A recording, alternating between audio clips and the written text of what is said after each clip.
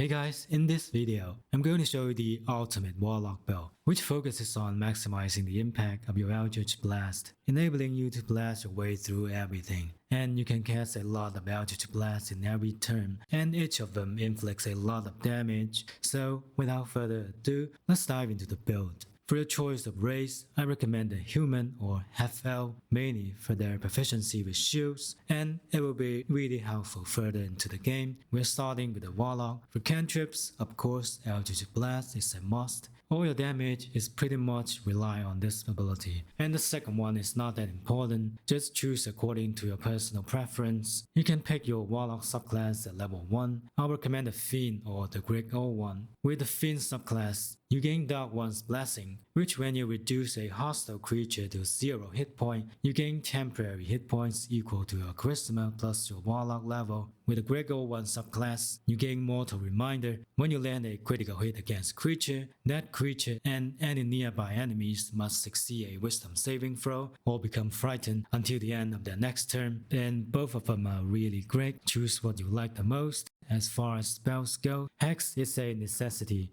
Make sure you have it. When it comes to stats, I recommend Dexterity 14, Constitution 16, and Charisma 16. You can boost your string a little bit with the remaining scores, and it's gonna improve your experience outside of combat. For skills, prioritize those using your Charisma scores.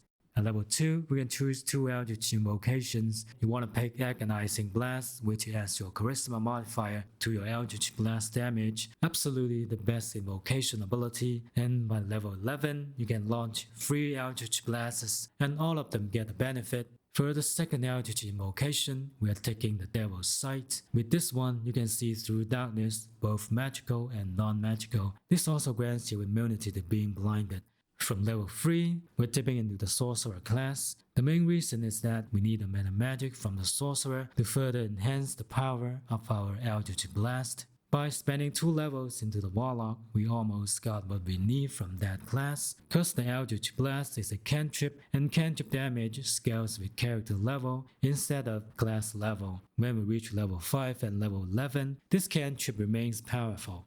For sorcerer spells, make sure you take shield, as this will improve your survivability. For the rest spells and cantrip, we're probably not gonna use them, as this build centers around maximizing Eldritch Blast, so choose additional spells based on personal preference. When it comes to choosing a subclass, I recommend the Draconic Bloodline, and you gain the Draconic Resilience, which sets your base armor to 13 when you're not wearing armor, making you a bit less squishy. Additionally, you get to choose your Draconic Ancestry. Basically, you're choosing a type of elemental resistance and a spell. Just choose the one you like, as this won't affect the spell. At level 4, we unlock Create Sorcery Points that allow us to spend spell slots to gain sorcery points. This will come in really handy later on, and the Create spell slot does just the opposite. At this level, we also get to choose 2 metamagic. Here we are taking Twin Spell and Extended Spell. Twin Spell lets you target 2 creatures with a spell that normally targets only 1, and Extended Spell prolongs the duration of spells. At level 5, we are choosing another metamagic, and this time we are taking the Quicken spell, which allows you to cast your spell with your bonus action. This costs 3 sorcery points per use. You can now cast another Eldritch Blast in a turn with your bonus action. Level 6 is when we choose our first feat, and we're bumping the Charisma score to 18. At level 7, you get to choose another spell. Just choose what you like. At level 8, we unlock the Elemental Affinity. Unfortunately, this feature does not synergize effectively with this spell. Additionally, we gain Elemental Affinity Resistance, granting you resistance to the elemental, matching your Draconic Ancestry. So this is how this build works. After a long rest, you convert all your spell slots into sorcery points. By doing that, you have quite a lot of sorcery points to power up the Quicken spell. And now when it comes to your turn, you can cast Eldritch Blast with your action, then cast Eldritch Blast again with your bonus action. Through the Quicken spell, you'll be dishing out a significant amount of damage, and this is under the situation without any crazy buff such as the haste. So to take it to the next level, we're going to spend 3 levels into the Rogue class for the extra bonus action, enabling you to cast yet another Eldritch Blast in a single turn. For the final level, I highly suggest sticking to the rogue class so you gain another feat. For this one, we're going with Alert. The reason is that this is not a full dexterity build, and a low initiative is definitely gonna put you in a bad position, so we take the Alert to boost our initiative. In summary, you need Warlock 2 to gain Eldritch Blast, along with 2 Eldritch Invocation, Sorcery 6 for the metamagic and sorcery points, Rogue 4 to get an extra bonus section, and a feat. However, to truly perfect this build, we need to dive deep into the game and assemble the right pieces of gear. Starting with the helmet, we have the Hook of the Weave. This item grants us a +2 bonus to spell DC and spell attack rolls, which greatly increases the chance of your Eldritch Blast hitting the target. You can purchase this item from the Mystic Carrion in the Field Grace Mansion, located in the southern part of the lowest city. Next up, we have the Cloak of the Weave, providing a +1 bonus to spell attack roll, and it also comes with the ability of Absorb Elements, allowing you to take half damage from the next elemental attack targeting you.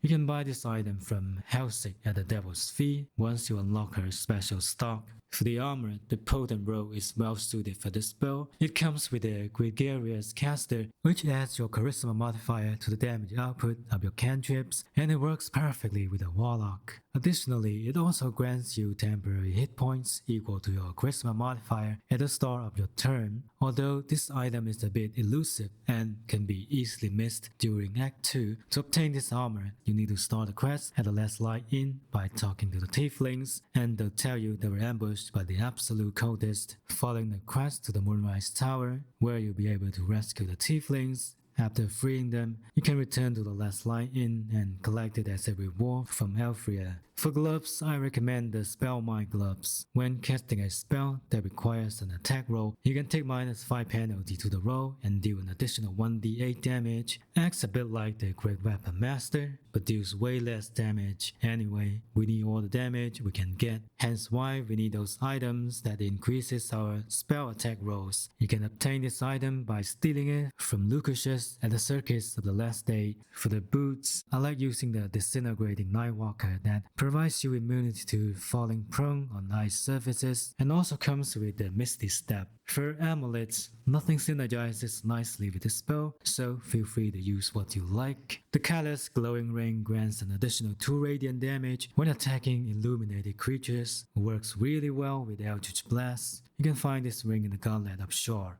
For the second ring, I highly recommend the Rescue Ring that grants you advantage on attack rolls but receive disadvantage on saving throws. This ring will greatly increase your spell accuracy. You can buy this item from the vendor in the Moonrise Tower during Act 2. As for weapons, we're going with the Falar Alluve, mainly because of the Shriek ability. When this ability activates, all enemies within 6 meters of range have a 1d4 penalty to Charisma, Wisdom, and Intelligence saving throws. Affected creature also receive an extra 1d4 thunder damage. If you hit a creature with Eldritch Blast within its range, it's an extra 3d4 thunder damage. You'll find this weapon in the Underdark. Then we have the Catholic Shield that provides you Arcane Enchantment, which means a +1 on spell DC and spell attack rolls. For the bow, I recommend the Hunting Short Bow, which grants you advantage against monstrosity type enemies. Before you jump into combat, make sure you have enough sorcery points. If not, use Create Sorcery Points to convert as many sorcery points as you can.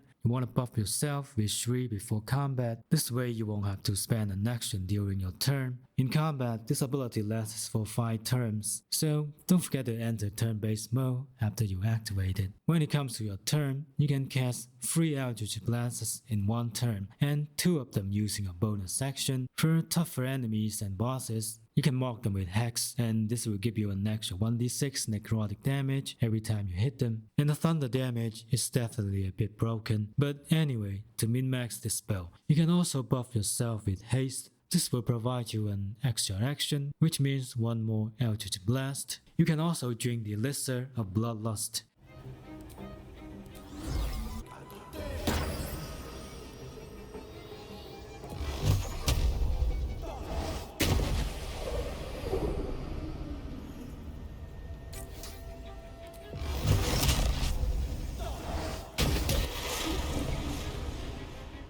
And that's it for today's video. If you found this helpful, don't forget to hit the like and subscribe to the channel for more Baldur's Gate builds, tricks, and tips. I'll catch you guys in the next video.